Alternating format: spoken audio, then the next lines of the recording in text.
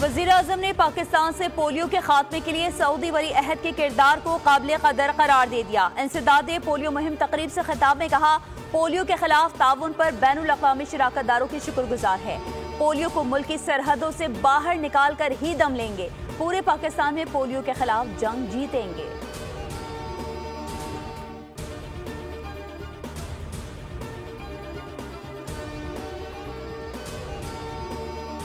26 नवंबर को इंतशार की सियासत की गई। अली अमीन कहते हैं अगली कॉल पुरअमन नहीं होगी। अली अमीन गंडापुर बताएं आपकी अब तक कौन सी कॉल पुरअमन थी। हमारा सवाल है दौड़ क्यों लगाई। मुल्क में सिपह सालार मौजूद है जो मुल्क मुआशी तौर पर तरक्की दे रहे हैं। वफाकी वज़ीर इत्तलात अता तारड़ कहते हैं एहतजाज और धरनों के सिवा इनके पास कोई काम नहीं। ये क्रैकडाउन का प्रोपेगेंडा करके मुल्क की तरक्की को रोकना चाहते हैं।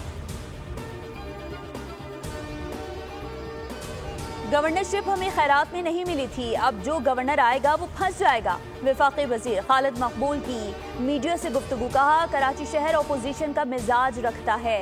गवर्नर सिंध MKM के नुमाइंदे हैं। कराची पाकिस्तान की बुनियाद है और रहेगा।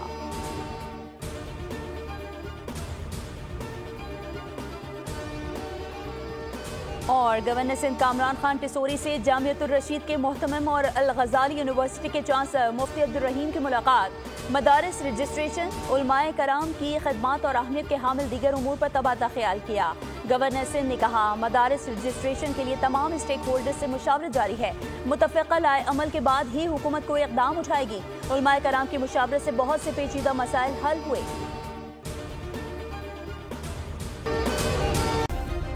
सब्सक्राइब करें और बेल दबाएं ताकि कोई खबर रह न जाए।